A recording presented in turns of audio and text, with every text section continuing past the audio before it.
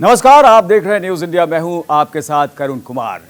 बोलेगा इंडिया तो बदलेगा इंडिया, और आज हमारे साथ होंगे सिविल सर्विसेज के एस्पिरेंट्स जो लगातार ये मांग कर रहे हैं कि कोरोना के मद्देनजर जो एज लिमिट है उसे बढ़ाया जाए और जो अटेम्प्ट्स हैं उन्हें भी बढ़ाया जाए।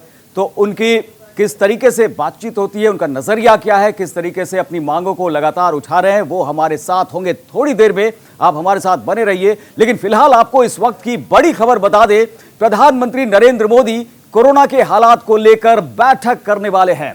थोड़ी ही देर में कोरोना की समीक्षा बैठक होगी और कोरोना के हालात और टीकाकरण को लेकर इसमें चर्चा होगी।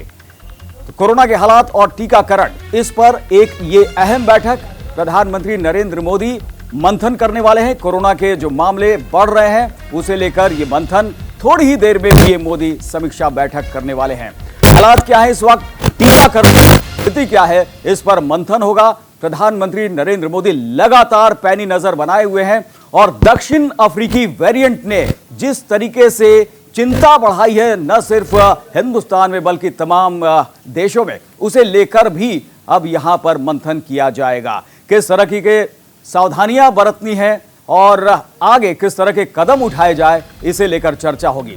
कोरोना के हालात क्या है, टीकाकरण को लेकर स्थिति क्या है, जो हमारे यहां पर टारगेट है उसे हासिल करने में कितना कामयाब हुए हैं, आगे और क्या कुछ करना है, इसे लेकर एक अहम बैठक होने वाली है। प्रधानमंत्री नरेंद्र मोदी एक ये मंथन करने वाले हैं, ये बड़ी बैठक इसे बताया जा रहा है। कोरोना को लेकर थोड़ी देर में पीएम मोदी समीक्षा बैठक करने वाले हैं।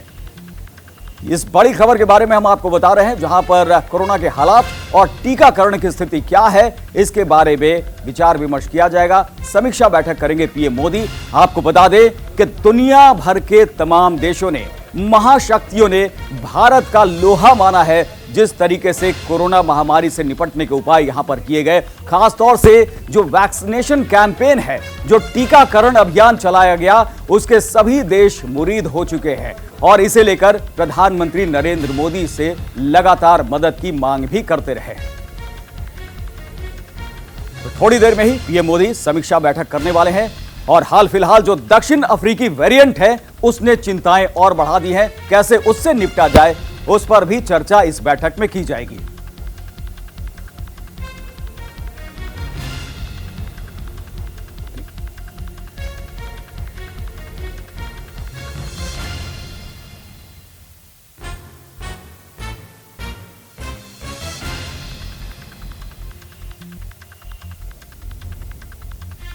तो चलिए, इस बड़ी खबर पर हमारी नजर बनी रहेगी। लगातार अपडेट हम आप तक पहुंचाते रहेंगे, लेकिन फिलहाल आपको दिखाते हैं कि सिविल सर्विसेज एस्पिरेंट्स किस तरीके से अपनी मांगों को लेकर लगातार सड़क पर है, लगातार अपनी मांगे उठा रहे हैं और उनकी क्या कुछ रणनीति आगे की है।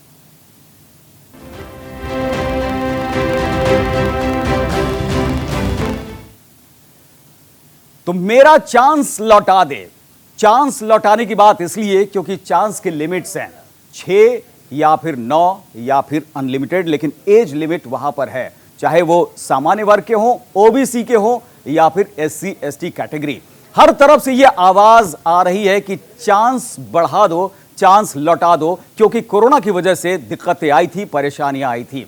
और इसी पर बातचीत करने के लिए हमारे सहयोगी रमन और पूजा हमारे साथ मौजूद है। पूजा का रुख करेंगे। पूजा, जरा बताइए क्या कुछ कह रहे हैं सिविल सर्विसेज एस्पिरेंट्स।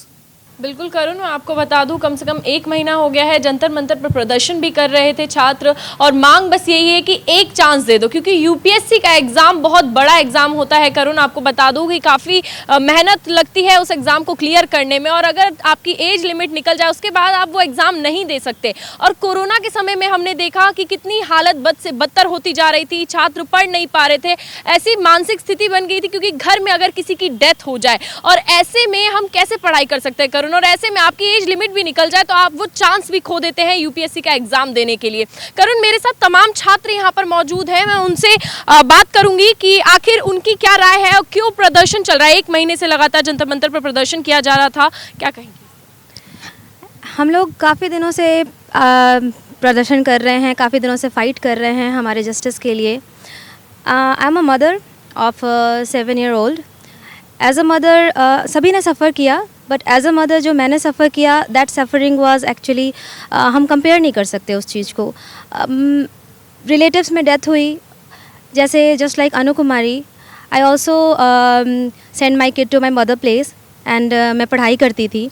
बट जैसे ही कोरोना स्टार्ट हुआ, एक बहुत ज़्यादा एक डर था हमारे अंदर, जो एज अ मदर, जो स्पेशली मेरे अंदर जो आ गया, और वो ये था कि कहीं मेरे बच्चे के साथ कुछ ऐसा ना हो जाए जो कि फिर उसको कंपनसेट नहीं किया जा सके. और इस वजह से काफ़ी ज़्यादा प्रेशर आपके पास था, तो आप नहीं पेपर दे पा रहे थे. अच्छा करुण, हमारे साथ हमारे सहयोगी रमन भी मौजूद है. रमन का रुख कर लेते हैं. देखिए बिल्कुल, और सबसे बड़ी बात है करुण कि हम सब लोग सपने देखते हैं, हम सब लोग सपने पूरे करने के लिए मेहनत करते हैं, लेकिन कई बार ऐसा होता है, ऐसी परिस्थितियां आ जाती हैं कि आप बेबस हो जाते हैं. और कोरोना एक ऐसी ही परिस्थिति थी जिसने तमाम सपनों को तोड़कर रख दिया. कई लोग अचानक से छोड़कर चले गए, बीच में छोड़कर चले गए, और ऐसे में जो हमारी तमाम पूरी लाइफ थी, पूरी ज़िंदगी थी, वो उससे सबसे ज़्यादा प्रभावित हुई. लगता नहीं कि ऐसा कोई इंसान रहा हो जिसको कोई असर ना पड़ा हो कोरोना का. उसी का असर पड़ा यूपीएससी के एग्ज़ाम देने वाले स्टूडेंट्स के ऊपर भी. और ये तमाम जो चेहरे आप यहाँ पर देख रहे हैं, सालों की मेहनत ये करते हैं. आप जिसने भी यूपीएससी की तैयारी की है वो अच्छी तरह से जानता है कि कितनी उसे मेहनत करनी पड़ती है, और शायद अपना सब कुछ एक बार दांव पर लगा देना पड़ता है. और इसीलिए ये जो चेहरे इस वक्त आप यहाँ पर देख रहे हैं, ये सारे चेहरे अपना सब कुछ दांव पर लगाकर एक सपने के पीछे दौड़ रहे थे, अपने उस सपने को पूरा करने के लिए मेहनत कर रहे थे, लेकिन जो चीज़ें थी वो अटक गई. कोरोना आ गया जिस पर किसी का कोई भी भरोसा वो नहीं था, किसी को नहीं लगता था कि अगर ये इस तरह की बीमारी आएगी, कि इस तरह की चीज़ें बदल जाएंगी.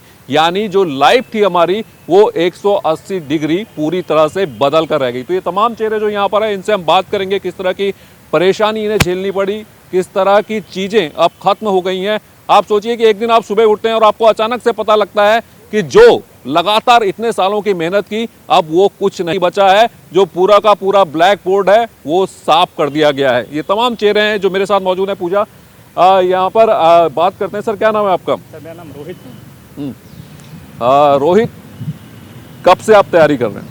ये मेरा चौथा प्रयास था, और जब कोरोना महामारी आया तो अनगिनत ऐसे छात्र हैं जिनके माता और पिता का यह तमन्ना है, पिता का यह तमन्ना है कि बेटा कलेक्टर बनेगा, माता का यह तमन्ना है कि बेटा आईपीएस ऑफिसर बनेगा. अनगिनत ऐसे छात्र हैं जिन्होंने अपने पिता को खो दिया है कोरोना महामारी में, अपनी माता को खो दिया है कोरोना महामारी में. तो मैं ये पूछना चाहता हूं कि उस पिता को और उस माता को सच्ची श्रद्धांजलि तो तब होगी जब उनके सपनों को हम साकार कर सकेंगे. कोरोना महामारी ने हमारे सपनों को हमसे छीना है. हमारा मांग बहुत ही सिंपल है कि जो कोरोना महामारी के कारण हमें एक अटेम्प्ट का लॉस हुआ है, उस अटेम्प्ट का परिमार्जन किया जा सके. हमारा ये कहना है कि जब गुजरात ऐसे राज्य जहाँ पे जो बीजेपी शासित राज्य हैं, उत्तराखंड ऐसे राज्य जो बीजेपी शासित राज्य है, वहाँ पर स्टेट सिविल सर्विस में एक कंपनसेटरी अटेम्प्ट दिए गए हैं कोरोना महामारी के कारण. तमिलनाडु में दिए गए, महाराष्ट्र में दिए गए, त्रिपुरा में दिए गए. तो फिर केंद्रीय गवर्नमेंट के जितने भी एग्जाम से क्यों नहीं? इन सब चीज़ों पर हम बात करेंगे, लेकिन मैं चाहता हूँ कि फटाफट आप लोग एक एक करके अपने बारे में बताएं, अपने संघर्ष के बारे में बताएं, और क्या खो चुके हैं इसकी वजह से ये बताएं. पूजा, यहाँ से जानना शुरू करते हैं. बताएं, आपकी कहानी जानना चाहेंगे. अचानक से लॉकडाउन हो गया. नाम बताइए सर, नाम क्या आपका? मेरा नाम देव है जी. अचानक से मार्च में लॉकडाउन हो गया. ज़्यादा हमें टाइम नहीं दिया गया. दिल्ली में एक हफ्ता पहले ही लॉकडाउन अनाउंस कर, मतलब कोचिंग वगैरह बंद हो गया था. हम लोग घर चले गए, सोचे कि और किताब लेके गए नहीं, सोचे 10 दिन में हम लोग वापस लौट आएंगे. नोट्स हमारे यहीं पे रह गए. और आपको बता दूं, हम मतलब 5 बुक्स पढ़ के एक नोट्स तैयार करते हैं क्योंकि एग्ज़ाम के रेडी रेफरेंस हो. बाद में हमें मेहनत नहीं, या क्लास अटेंड करके नोट्स प्रिपेयर करते हैं. वो सारे नोट्स हमारे यहीं छूट गए, सारे बुक्स यहीं पे छूट गए, क्योंकि हमें नहीं पता था कि ये अब 3-4 महीने का मामला है.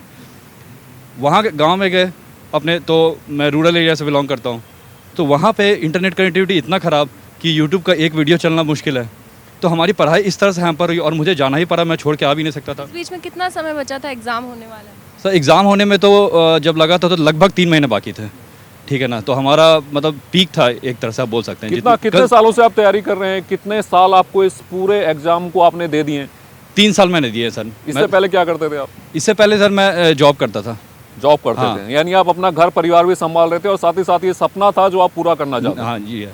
बिल्कुल पूजा, अगले कैंडिडेट भी हमारे साथ हैं एग्जाम इनके। के लिए कभी कभी रमन, मैं आपको बता दूं बिल्कुल। ये एग्जाम इतना टफ है कि इंसान अपनी जॉब भी छोड़ देता है क्योंकि सारा फोकस एक एग्जाम पर लगाना पड़ता है। आपकी क्या कहानी रही इस बीच? जी, मेरा नाम स्नेहा है। मुझे कोमॉर्बिडिटी रही है कि मुझे एंग्जाइटी डिसऑर्डर है। जब वो लॉकडाउन लगा था तो पूरे महीने 8 महीने में घर पे थी, और जो वो स्ट्रेस होता था कि एक रूम पे बैठ के पढ़ना and all, I was sure कि ये मेरा आखिरी अटेम्प्ट था by attempt wise. I am preparing UPSC from 6 years, past 6 years. तो मुझे लग रहा था कि मैं मेरा बेस्ट दे रही हूँ, बट मैं जिस दिन मैं एग्ज़ाम हॉल में गई तो it was very traumatic experience कि आप एकदम से घर से बाहर निकलते हैं और कोविड का पूरा ये है, you have to travel with your parents to that examination centre. My parents are also having comorbidities, I am also having anxiety tablets and all. तो it was very traumatic for me. बिल्कुल बिल्कुल, और इसी तरह से अलग अलग कहानी है, और लगभग ये सिर्फ कुछ चेहरे नहीं है, ऐसे पूजा बहुत सारे चेहरे होंगे जिनकी लगभग यही सेम कहानी होगी। रोहित भी हमारे साथ है। रोहित, बिल्कुल, आपका संघर्ष सबकी क्या है? कहानी सुनेंगे, लेकिन एक छोटे से ब्रेक का रुख करते हैं सबसे पहले।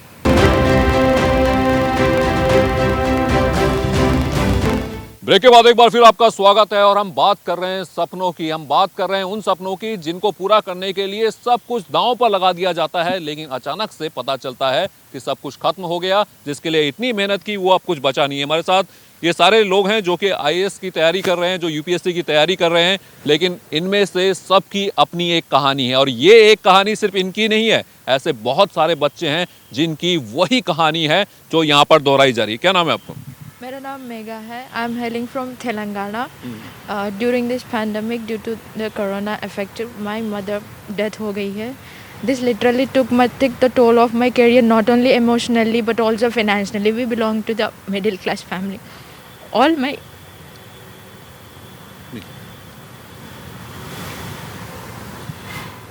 आप अंदाज़ा लगा सकते हैं कि ये एग्ज़ाम आपसे बहुत कुछ मांगता है। ये एग्ज़ाम कई घंटों की मेहनत मांगता है। ये एग्ज़ाम आपका डेडिकेशन मांगता है। और जब आप एक सपने के पीछे भागते हैं और आपकी गलती नहीं है उसमें, और वो सपना आपके हाथों से छीन जाए, तो आपकी आंखों में आंसू आते हैं। और जब इन आंसुओं को पोंछने की जिम्मेदारी उन लोगों के ऊपर है जिन्हें संवेदनशील होकर इन तमाम चेहरों को देखना चाहिए और एक मौका देना चाहिए। कौन सा आपका अटेम्प्ट था? 5th अटेम्प्ट था। Last attempt? हाँ, लास्ट है अभी। लास्ट अटेम्प्ट है। दो अटेम्प्ट बर्बाद हो गया। अभी बाकी एक ही बचा हुआ था मेरे। जॉब करती हैं आप? नहीं, कितने साल से तैयारी कर रही हैं? 7 साल से। तो अभी परिवार में कौन है? बस पापा है, वो भी पैरालाइज था because of this. We belong to middle class family. Financially we have lost a lot, like to her recovery we have lost a lot of financially, and also as we belong from middle class family, our parents keep a lot of trust on us and hopes and desires on us for our careers. आप दिल्ली रहती हैं, तेलंगाना से यहाँ आके तैयारी कर रही हैं आप? हाँ, बस कोचिंग के लिए यहाँ आई थी। हम यहाँ रिश्तेदार के साथ रहती थी। तो अगर इस बार ये अटेम्प्ट आपको मौका नहीं मिलता है तो आपका यूपीएससी का सपना खत्म हो जाएगा पूरी तरह से। Seriously, this is a big traumatic to all. Not only my issue particularly. There are many guys from my state particularly. They have lost their parents and their relatives. इसी की हम बात कर रहे हैं। ये जो लड़की है जो 7 साल से एक सपने का पीछा कर रही है, और इसमें कोई गलती उसकी नहीं है। वो अपनी माँ को खो चुकी हैं और एक मौका उन्हें चाहिए। और आज इस शो का मकसद सिर्फ यही है कि उन आंखों तक ये आंसू पहुँचें जिनके ऊपर जिम्मेदारी है। बहुत लोगों के सपने बचेंगे, बहुत लोगों का संघर्ष शायद रंग लेकर आएगा। आपका क्या नाम है? जी, मेरा नाम अमूल्य अनिमेश है। मैं पटना बिहार का रहने वाला हूँ। लास्ट ईयर जब लॉकडाउन अनाउंस हुआ था तो उस टाइम पे मैं अपना बेंगलोर में रह के तैयारी कर रहा था, और पिछले 3 साल से मैं तैयारी कर रहा था उस चीज़ से। मैं ऐसे यूपीएससी और एसएससी की लास्ट 10 ईयर्स से तैयारी कर रहा हूँ, 2012 से। मगर जब लॉकडाउन अनाउंस हुआ तो मैं 3 या 4 महीने वहीं पे बेंगलोर में अकेला रह गया अपने इसमें। और मैं थोड़ा सा लोअर फाइनेंशियल बैकग्राउंड से आता हूँ, तो मेरे पास वहाँ पे सस्टेन करने के लिए पैसे नहीं थे। तो I just moved on from, मैं बेंगलोर से मैं दिल्ली में शिफ्ट हो गया। बट जितना भी मेरा मटेरियल हॉस्टल और मैंने लाइब्रेरी का जो भरा हुआ था वो सारा कुछ मुझे उठा के वहाँ पे ले जाना पड़ा। और इसके शिफ्टिंग के कारण जब है मैं पिछले 6 अटैम्प्ट्स में दे चुका हूँ, तो उसमें से 5 अटैम्प्ट में मेरा हर बार जो प्रिलिमिनरी स्टेज है वो क्वालिफाई हो जाता है। मगर ये लास्ट स्टेज ही ऐसा था जिसमें कि ना मेरा मतलब प्रीलिम्स में मैं फर्स्ट स्टेज में ही वहाँ पे एग्ज़ाम देने के कारण डिसक्वालीफाई हो गया। लॉकडाउन में 5 महीने आप बंद रखोगे और वहाँ पे फिर उसके बाद आप ये उम्मीद करोगे कि इतने बड़े, ये मदर ऑफ ऑल एग्जामिनेशन कहा जाता है, उस एग्ज़ाम में आप अचानक से you will come out and you will. आपका भी ये लास्ट चांस था? जी सर, मेरा लास्ट चांस था। मतलब अगर चांस नहीं बढ़ता है तो आपका भी यूपीएससी का सपना टूट जाएगा? जी सर, मेरा यूपीएससी का भी सपना टूट जाएगा और मेरा एसएससी का भी सपना टूट जाएगा। मैं दोनों की तैयारी करता हूँ, तो मतलब कितने साल आपने इन तैयारियों में लगा दिए हैं? Sir I am preparing since 2012। 2012 से? जी सर। अब आगे कोई ऑप्शन?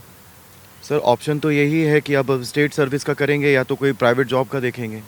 मगर मेन चीज़ है, जब आप 10 साल पूरा इसी चीज़ में लगाया, मैं एनआईटी राउरकेला से पास आउट हूँ, तो एक बहुत ही प्रीमियर इंस्टीट्यूट से मैं पास आउट होके मैंने सिविल सर्विसेज का और ये जो गवर्नमेंट एग्ज़ाम में स्पेशली एसएससी का तो टारगेट ही सिर्फ इसलिए किया था बिकॉज मेरे को उसी चीज़ में लैंड करना था।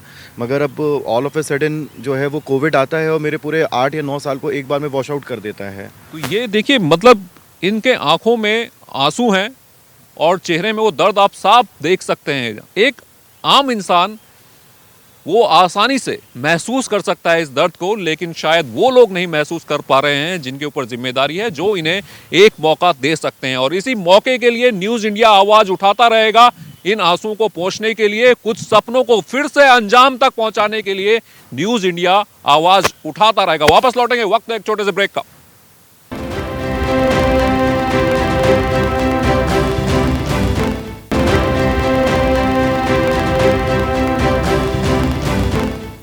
आ रहे हैं, हम बात कर रहे हैं उन बच्चों की जिन्होंने यूपीएससी की तैयारी की, लेकिन कोरोना की वजह से वो ट्रॉमा से गुजरे। कई लोग अपने करीबियों को खो दिया है और कई लोगों का सालों की जो मेहनत है वो खत्म हो गई है, क्योंकि उनके पास अब कोई अटेम्प्ट बचा ही नहीं है।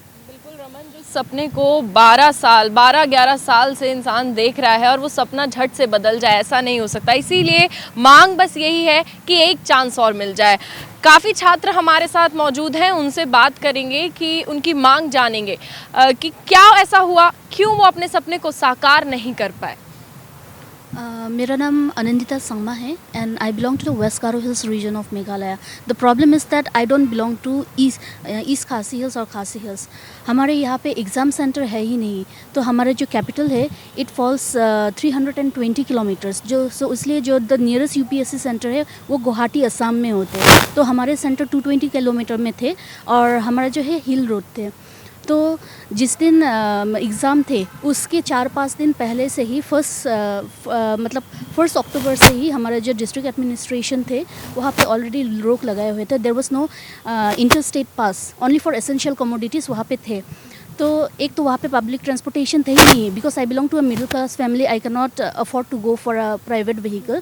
फिर भी मैंने बहुत कोशिश की कि एक प्राइवेट व्हीकल मुझे मिल जाए ताकि मुझे एग्जामिनेशन सेंटर तक 220 किलोमीटर जाने में और आने में एक दिन में हो जाए।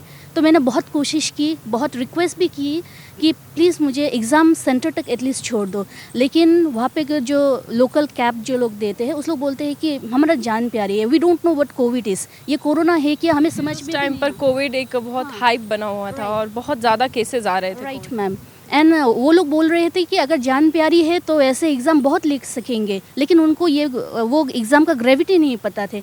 तो एक दो को मैंने मना भी लिए थे, लेकिन वो इतना एक्सॉर्बिटेंट चार्जेस मतलब मांग रहे थे, it was like I can not afford from a middle class family. और ऊपर से एक ऐसे भी बोल रहे थे कि ठीक है मैडम, मैं आपको पहुंचा दूंगी एग्जामिनेशन वैल्यू तक, अगर मुझे कुछ होता है कोविड से, अगर मेरा जान जाती है, आप मेरे फैमिली को देखोगे। So this were the replies which I was getting. तो इस सिचुएशन में it was impossible for me to reach the examination venue. Exam centre तक ही आप नहीं पहुंच पाए और आपका एग्ज़ाम ही नहीं पाया मैम, मैं वहाँ पे पहुंच ही नहीं पाई। Even if I tried. कौन सा अटेम्प्ट था यार? सर मैम एक्चुअली ये मेरा लास्ट अटेम्प्ट थी। मुझे पता भी नहीं था एक्चुअली यूपीएससी जो कैलेंडर है वो थोड़ा एडवांस में चलता है, वो अगस्त में होते थे। तो मेरा लैक ऑफ अवेयरनेस था कि मुझे पता नहीं, तो मुझे ऐसा लगा कि कोई बात नहीं, अगर मैं इतना हर्डल्स से भी नहीं आता नेक्स्ट चांस मुझे मिल जाएगा। लेकिन मेरा डीओबी जो था वो मई में है और यूपीएससी का कैलेंडर अगस्त से स्टार्ट होते हैं, तो 2 महीना के लिए आई कुड नॉट अटेम्प्ट। सो 2020 ही मेरा लास्ट अटेम्प्ट हो गया था। महीने से कोशिश की जा रही है कि एक चांस मिल जाए, लेकिन चांस नहीं मिल पा रहा है। मेरा नाम ज्ञानेंद्र कुमार श्रीवास्तव है। 4 जून 2020 को प्रीलिम्स का एग्ज़ाम था। 30 सितंबर को मैं कोविड पॉजिटिव हो गया था। गवर्नमेंट ने ऐसा कोई भी रूल रेगुलेशंस नहीं लगाया था उन बच्चों के लिए, उन छात्रों के लिए जो कोविड पॉजिटिव हो जाएं और जाके वो एग्ज़ाम दे सकें। गवर्नमेंट ने हमें एग्ज़ाम नहीं देने दिया। ये हमारे फंडामेंटल राइट का वायलेशन है। ये रिपोर्ट है हमारे पास, कोविड रिपोर्ट है। उसके बाद हम लोग सुप्रीम कोर्ट गए। सुप्रीम कोर्ट में सरकार ये कहती है कि ये लेम एक्सक्यूज़ है। फरवरी 2020 में नोटिफिकेशन जारी करता है यूपीएससी। मैं आपको थोड़ा सा बताना चाहता हूँ कि यूपीएससी ने हमारे साथ खेल कैसे किया है। फरवरी 2020 में यूपीएससी ने नोटिफिकेशन जारी किया। उसके बाद मार्च एंड से लॉकडाउन स्टार्ट हो गया नेशन वाइड। अगस्त में दोबारा विंडो ओपन करता है यूपीएससी और विड्रॉ का ऑप्शन देता है उन बच्चों के लिए कि जो कोविड की वजह से एग्ज़ाम सेंटर पे नहीं जा सकते हैं, वो अपना एप्लीकेशन वापस ले लें, नेक्स्ट ईयर के लिए वो अपीयर हों। What about last attempter? What about उन छात्रों के लिए क्या, कैसे बात करेंगे हम जिनका लास्ट अटेम्प्ट था 2020 में? उनके लिए तो आपने कुछ भी नहीं सोचा। आपने उनके लिए तो कुछ भी नहीं कोविड पॉजिटिव आप हो रखे, आप एग्जाम देने जा ही नहीं सकते और उस टाइम पर हालत ही ऐसी, आपकी पढ़ाई भी नहीं हो सकती है। पढ़ाई भी नहीं हो सकती थी। पूरे आपको पता है कि कोरोना ने कितना कहर बरपाया है वर्ल्ड वाइड। पढ़ाई भी नहीं हो सकती थी। हम कोविड पॉजिटिव होने के नाते हम एग्ज़ाम सेंटर में जा भी नहीं सकते थे। हमारे लिए कोई स्पेशल अरेंजमेंट भी नहीं था। ये तो मैं गवर्नमेंट ने सीधा बोला कि आपको नहीं जाना है। दरअसल सिर्फ यही चेहरे नहीं है यहाँ पर, दरअसल बहुत सारे बच्चे ऐसे हैं जो कि देश भर से हमारे साथ जुड़ना चाहते हैं। सबकी समस्या यही है और लखनऊ से हमारे सहयोगी शेखर भी हमारे साथ जुड़े हुए हैं। शेखर का एक बार रुख करते हैं। शेखर, आपके साथ जो बच्चे हैं उनकी भी क्या यही कहानी है? बिल्कुल, इसमें कोई दो राय नहीं है कि जब कोविड का पीरियड था और ख़ास तौर से जो पहली वेव और उसके बाद दूसरी वेव, उत्तर प्रदेश की राजधानी लखनऊ में दूसरी वेव ने बहुत ज़्यादा कहर बरपाया था। तो ये दोनों अगर हम देखें तो लोगों को उबरने का मौका ही नहीं मिला और ख़ास तौर से जो बच्चे तैयारी कर रहे थे, हम उनसे बात करते हैं। आप बताइए कि कोविड का जो पीरियड था उस समय पे किस तरीके से आप तैयारी कर रहे थे और अभी जो अगर बार हो गया है आपका तो किस तरीके से आप क्या मांग करना चाहेंगे?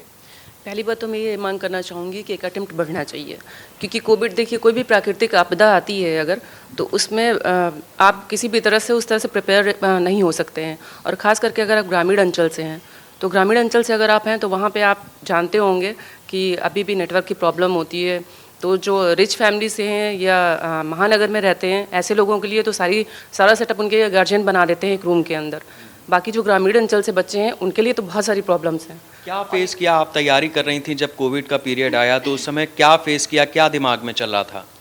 देखिए, एक तो आप ये होता है कि सारा कुछ यहाँ से जा करके फिर गांव में सेटअप बनाना, उस तरह से रहना और चीज़ों को मैनेज करके पढ़ना लिखना, फिर नेट प्रॉब्लम और सारी प्रॉब्लम्स होती हैं। और यूपीएससी की तैयारी ऐसी है जिसके लिए आपको बहुत कुछ चाहिए, तो सारा कुछ आपको ग्रामीण अंचल में नहीं मिल सकता है। आप बताइए कि जब कोविड का पीरियड आया, आप प्रिपरेशंस कर रहे हैं, क्या आपके जहन में चल रहा था, किस तरीके से आपके साथ स्थिति बनी और उसके बाद अभी जिन लोगों के अटैम्प्ट्स निकल गए हैं या जो मांग बढ़ाने की बात कर रहे हैं, क्या आपकी डिमांड क्या है?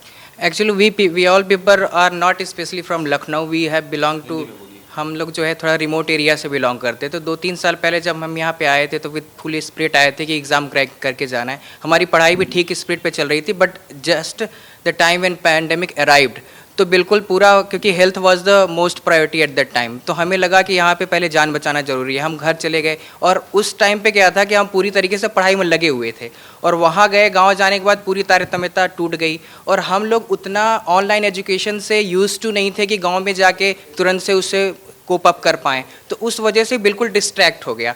और मीनवाइल जैसे ही थोड़ी सी स्थिति सुधरी, इन्होंने डेट डिस्क्लोज कर दी कि एग्ज़ाम है, तो हम बिल्कुल उसमें अटेम्प्ट करने के लिए तैयार नहीं थे, तो वो अटेम्प्ट हमारा बिल्कुल लॉस्ट चला गया।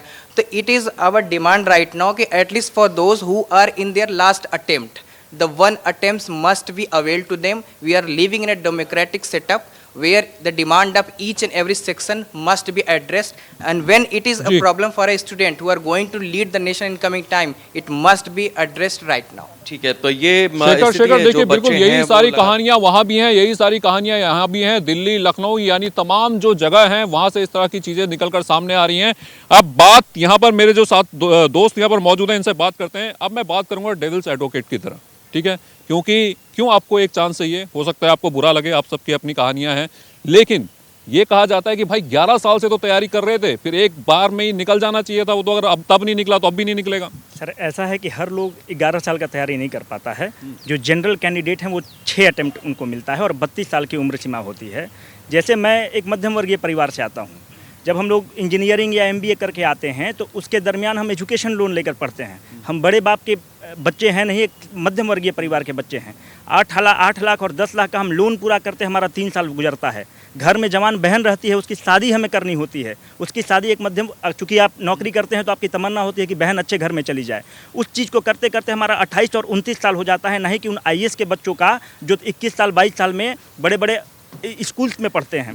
उस परिस्थिति में हम अपनी बहन का शादी करते हैं, उसके बाद फिर हम अपने सपनों को जीते हैं। पहले हम अपनी बेसिक ज़रूरतें पूरी करते हैं ताकि हमारे समाज में हमारी इज्जत बच सके, उसके बाद हम अपने सपनों को साकार करना चाहते हैं। 28 साल के उम्र में हम इस सिविल सेवा को निकालना चाहते हैं। लगातार अब हमारे पास 3 या 4 अटेम्प्ट बचता है। ये पहली बार होता है कि जब कोविड का वेव आता है तो जिस परिवार के सदस्य के आप इंस्पिरेशन लेकर इस सेवा में आना चाहते हैं, वो एग्ज़ाम के 1 महीना पहले कोविड पॉजिटिव हो जाता है। देश में कितनी भयावह स्थिति थी किसी से छिपा हुआ नहीं है। ऑक्सीजन के लिए हमने 1 महीना तक हॉस्पिटल के दर बदर हमने ठोकर खाई है। आप विड्रॉल कर सकते थे दूसरा साल? सर हम विड्रॉल नहीं कर सकते हैं क्योंकि हम एज बार्ड हैं। हमारे पास अटेम्प्ट बचे हुए थे पर हम एज के चलते विड्रॉल नहीं कर सकते थे, क्योंकि अगले साल हम एज के चलते डिस्क्वालीफाई हो सकते थे। और यही प्रॉब्लम है कि हम सुप्रीम कोर्ट चले जाते हैं कि ये जो पॉलिसी है ये बहुत, सुप्रीम कोर्ट ने कुछ दिया था direction, observation? Sir supreme court का तो ऑब्जर्वेशन ऐसा है कि पूरे देश को उसको देखना चाहिए। सुप्रीम कोर्ट, हमारे पास जजमेंट है, सुप्रीम कोर्ट ने अभिषेक आनंद सिन्हा बनाम भारत सरकार में साफ कहा है कि गवर्नमेंट को इन बच्चों के प्रति लेनियंट व्यू रखना चाहिए।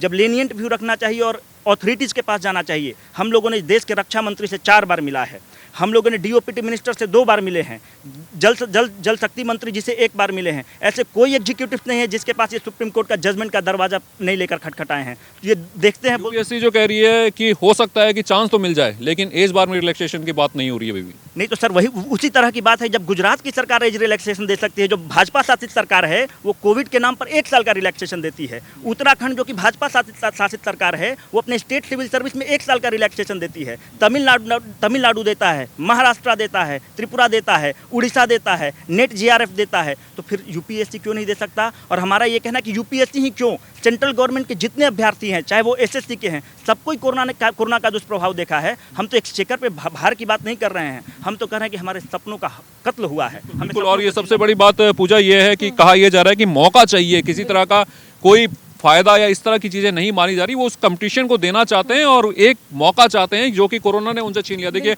आपके साथ फ्रंट लाइन जो हमारे वॉरियर थे उनमें एक डॉक्टर भी इनसे बात करते हैं। क्या करते हैं आप? मेरा नाम डॉक्टर विद्या है। मैं एक UPSC एस्पिरेंट हूँ और मार्च में जैसे ही पता चला कि देश में है ना कोरोना ने दस्तक दी है, तो मैं उस समय जॉब नहीं करती थी। लेकिन मेरे जैसे कितने ही साथी थे, मेरे दोस्त, हम सब ने हमारे माँ बाप के कहने के बाद भी कि नहीं कोरोना में क्यों अपने आप को इतना एक्सपोज करना है, हमने हॉस्पिटल ज्वाइन किया। क्योंकि हमें पता था देश ये एक बार सदी में होने वाली एक पेंडेमिक है, इसमें मुझे सेवा तो करना ही है पेशेंट्स की। अगर मैंने डिग्री ली है MBBS की, तो मैंने हॉस्पिटल ज्वाइन किया और उस समय सब कुछ इतना खतरनाक था। 12 से 15 घंटे PPE किट पहन के हम लोगों ने वहाँ पे नौकरी की है। इतने सारे वर्कर्स की कमी थी एसेंशियल सर्विसेज की, हमने खुद से अपने हाथों से उनकी सेवा की है, डेड बॉडीज़ उठाई हैं, पूरे टाइम देखा है ऑक्सीजन। मतलब पूरा समय आपका हॉस्पिटल में ही निकल जाता है, तो ऐसे में पढ़ाई? मैम पढ़ाई तो बहुत ही दूर की बात है। खाना नहीं खा रहे थे, घर वालों से बात नहीं कर रहे थे, कोई भी नहीं, इट्स नॉट अबाउट मी, कोई भी एसेंशियल सर्विस के जितने लोग थे, पुलिसमैन थे, नर्सेस थे, सभी का यही हाल था। और एज अ डॉक्टर मैं देख रही थी जितने वहाँ पे पेशेंट हैं उसमें से इतने सारे एग्जाम्स के स्टूडेंट्स थे, SSC हो चाहे UPSC हो IBPS, सभी लोग इक्वली अफेक्ट हुए थे। जो उनकी हालत थी, जो लोग रो रहे थे, त्राहिमाम चल रहा था, उस स्थिति में पढ़ना तो दूर की बात है। हम किसी भी सिचुएशन को अपने से कंपेयर नहीं कर सकते या किसी की प्रॉब्लम से अपने आप को कंपेयर नहीं कर सकते कि मेरी इससे बड़ी है, उससे छोटी है। लेकिन फिर भी आपके पास जॉब थी। काफ़ी छात्र ऐसे हैं जिनके पास जॉब नहीं, जो अपनी खुद जॉब छोड़ देते हैं और घर पर सिर्फ पढ़ाई, उन 4 दीवारों में सिर्फ पढ़ाई करनी हो। मैम एक्चुअली जितने लोग थे वो जिस मानसिक स्थिति से गुजर रहे थे, चाहे वो अपने मम्मी पापा की सेफ्टी के लिए हो चाहे खुद के लिए, मुझे नहीं लगता कि उस कोविड के फर्स्ट वेव और दूसरी वेव उससे भी ज़्यादा खतरनाक थी। किसी ने भी पढ़ाई के बारे में सोचा, सब अपने घर परिवार जन की बचाने के लिए सोच रहे थे। इतनी स्थिति में जहाँ पे डॉक्टर्स ने इतनी मेहनत की, एसेंशियल सर्विस एक पैर पे खड़ा हुआ था, हमें बहुत अच्छे से पता था सरकार हमारे लिए संवेदनशील है और काफ़ी प्रोत्साहन भी मिल रहा था, लेकिन हमने कभी नहीं सोचा था कि ये तो बहुत एक छोटी सी बात है कि जो हमारा अटैम्प्ट जा रहा है देश की सेवा के लिए, उसके लिए हमें इतना बड़ा इनजस्टिस फेस करना पड़ेगा और हमारे पास अब अटैम्प्ट नहीं है। पूजा, देखिए इसमें ना बहुत सारे लोगों ने अपनों को खोया, मतलब जिनके सपनों को पूरा करने के लिए आप मेहनत करते हैं, जिनको देखकर लगता है कि एक दिन मैं कलेक्टर बन जाऊंगा, एक दिन मैं आईएएस बन जाऊंगा, उसके बाद मैं उस चेहरे की खुशी देखूंगा, है ना, होता है ना। क्या नाम है आपका? मेरा नाम गौरव ठाकुर है और मैं मधुबनी बिहार से हूँ और यूपीएससी में सफल होने का सपना मैंने देखा, मेरे पिताजी ने देखा और इस सपने को साकार करने के लिए हमने कोई कसर नहीं छोड़ी। परिश्रम जितना हो सकता था हमने किया। मैंने दिल्ली यूनिवर्सिटी से पीएचडी भी की है, पीएचडी के साथ साथ मैं तैयारी कर रहा था और तैयारी अच्छी जा रही थी। मैंने काफ़ी सारे मेंस एग्ज़ाम्स लिखे हुए हैं और इसी बीच कोरोना आता है और मेरे परिवार में हादसा होता है। एग्ज़ाम से एक महीने पहले 29 अगस्त 2020 को मेरे पिताजी का देहांत हो जाता है। ये एक ऐसा दुस्वप्न था जो हमने कभी सोचा नहीं था कि ऐसा हमारे साथ होगा और ये दुस्वप्न हमारे साथ सपना साकार हो गया। ये ऐसी स्थिति थी। लेकिन इन सब के बावजूद, क्योंकि यूपीएससी मेरे पिताजी का सपना था, मेरा खुद का सपना था, मैंने 5 साल दिए थे उसके लिए, तो सब कुछ को दारकिनार करते हुए मैं एग्ज़ाम भवन पहुंचता हूं एग्ज़ाम देने के लिए 4 अक्टूबर 2020 को। और एग्ज़ाम जो होता है वो पिताजी का आशीर्वाद था, किनका था, वो अच्छा भी जाता है। और फिर इसमें दो पेपर्स होते हैं। दूसरा पेपर में बस पास करनी होती है और उस पेपर 3 घंटे के दौरान मैं एक इमोशनल फ्लक्स में रहता हूँ, भावनाओं में बह जाता हूँ, पिताजी की यादें आती हैं। और फिर मेरा अभी यूपीएससी ने मार्क्स रिलीज़ किया है, मैं जनरल कट ऑफ से 20 नंबर ज़्यादा था और मैं दूसरे पेपर में रह जाता हूँ जो कोई सोच नहीं सकता है, जिसमें बस 66 नंबर चाहिए एक बच्चे को पास होने के लिए। मैं वो नहीं कर पाता हूँ और मैं जीएस पेपर 1 में 20 नंबर ज़्यादा रहता हूँ। ये एक अपने आप में आयरनी है। आप ये नहीं कर सकते कि इनके पिताजी को वापस ले आएं, ये हम में से कोई भी नहीं कर सकता। लेकिन हम जो कर सकते हैं वो ये है कि एक मौका दे सकते हैं और यही न्यूज़ इंडिया की कोशिश है कि ये मौका इन लोगों को मिले जो कि अपने बहुत करीबियों को खो चुके हैं, यानी जिन्होंने सपना देखा था। अब अगर ये अच्छी खबर आती भी है तो सुनाने के लिए वो चेहरे, वो लोग अब यहाँ पर मौजूद नहीं है। और पूजा के साथ एक महिला भी हैं, एक हाउसवाइफ हैं जो लगातार, बिल्कुल पूजा बात करके देखिए इनकी क्या समस्या है।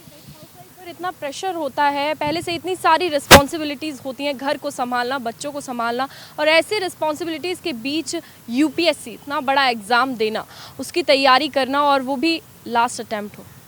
मैम, मेरा नाम जया है। मैं आपको बहुत छोटे से पहलू को दिखाना चाहती हूँ। मैं एक मदर हूँ और मदर के लिए उसके बच्चे से ज़्यादा कुछ नहीं होता है, कोई नहीं होता है।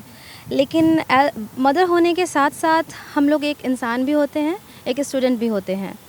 जब हम कुछ अपने लिए चूज़ करते हैं तो हम ऑलरेडी द्वंद्व में जीते हैं हर रोज़ कि हमने कुछ गलत तो डिसाइड नहीं कर लिया, हमने अपने इन-लॉज़ को, अपने हस्बैंड को, अपने बच्चे को छोड़ के कोई गलत डिसीज़न तो नहीं ले लिया।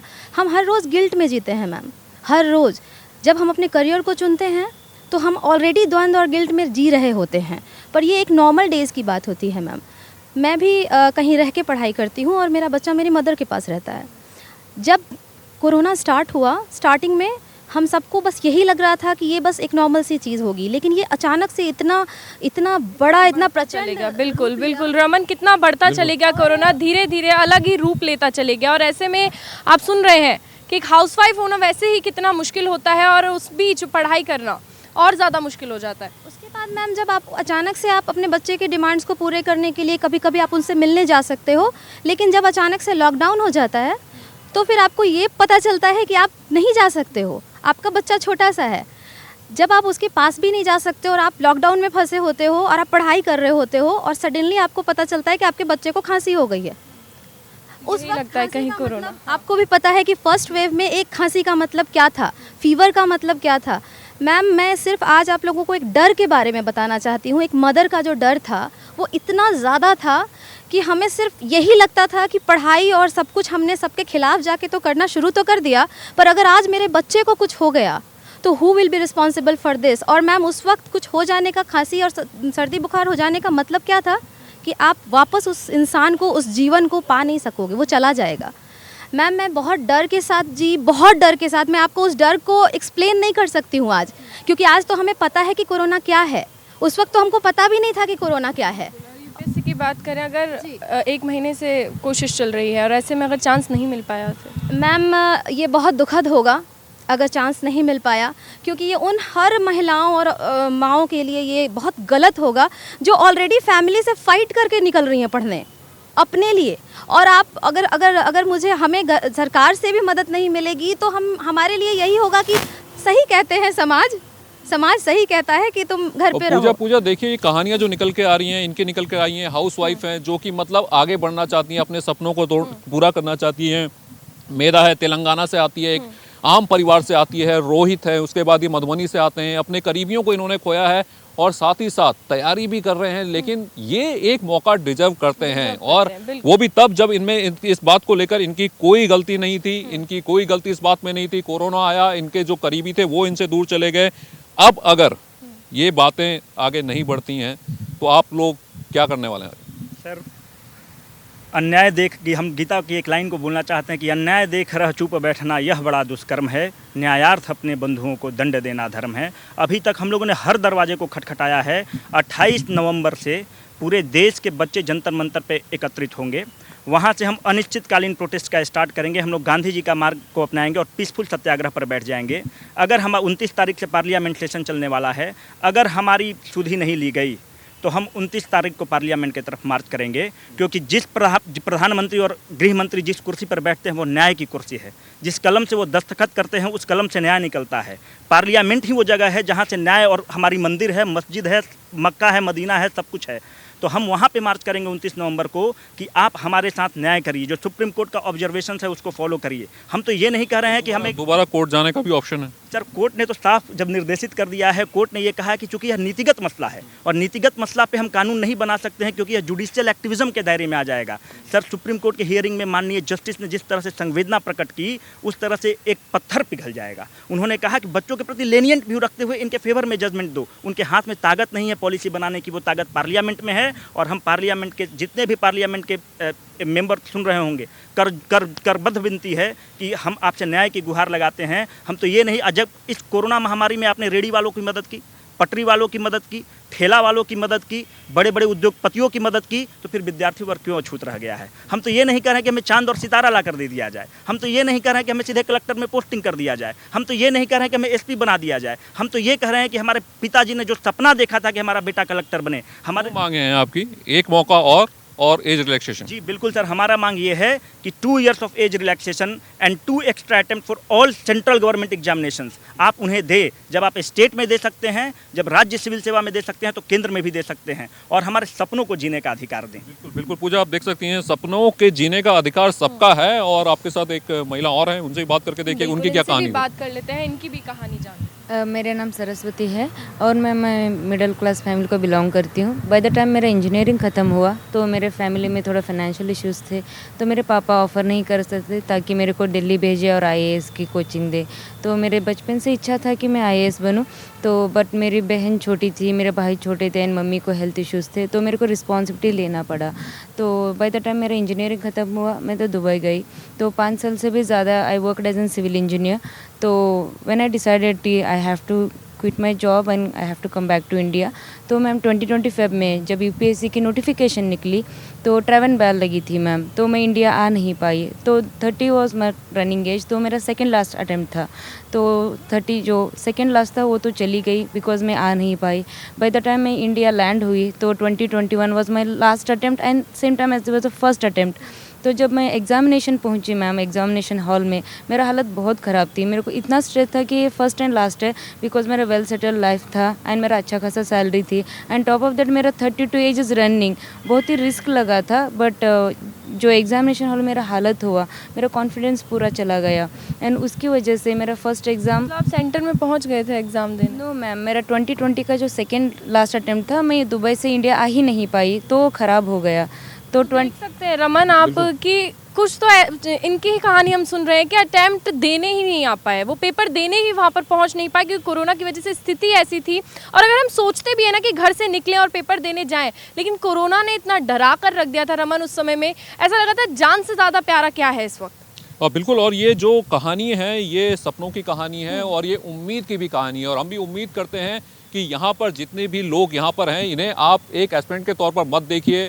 आपके लिए ये नंबर हो सकते हैं कि बहुत सारे लोग हर साल यहाँ पर यूपीएससी का फॉर्म भरते हैं, और जो भी वहाँ पर बैठे हुए हैं, जो भी नीति बनाते हैं, या फिर वो लोग जिनके पास ये तमाम चीज़ें आती हैं, जिनके पास ये फॉर्म्स आते हैं, सर ये फॉर्म्स नहीं है, ये सपने हैं जो किसी बाप ने अपने बच्चे के लिए देखे हैं, किसी माँ ने अपनी बेटी के लिए देखे हैं। सर ये सपने हैं जो एक महिला घर में अपने बच्चे को छोड़ के आती है, तैयारी करती है। एक बच्ची जो तेलंगाना से आती है, उसकी माताजी नहीं रही। एक बच्चा जो बिहार के मधुबनी से आता है, उसके पिता नहीं रहे, और वो उनके सपनों को पूरा करना चाहता है। तो इन्हें एक नंबर के तौर पर मत देखिए, इन्हें एक यूपीएससी एस्पिरेंट के तौर पर मत देखिए, इन्हें एक जीते जागते इंसान के तौर पर देखिए जो अपने सपने पूरा करना चाहता है। एक मौका दे दीजिए, और न्यूज़ इंडिया पूजा लगातार ये आवाज़ उठाता रहेगा, आवाज़ उठा रहा है और लगातार उठा रहेगा कि इंडिया के इन बच्चों को एक मौका दें, एक चांस इन्हें मिलना चाहिए। तो न्यूज़ इंडिया पे वक्त हो चला है एक छोटे से ब्रेक का। ब्रेक के बाद भी खबरों का सिलसिला चलता रहेगा।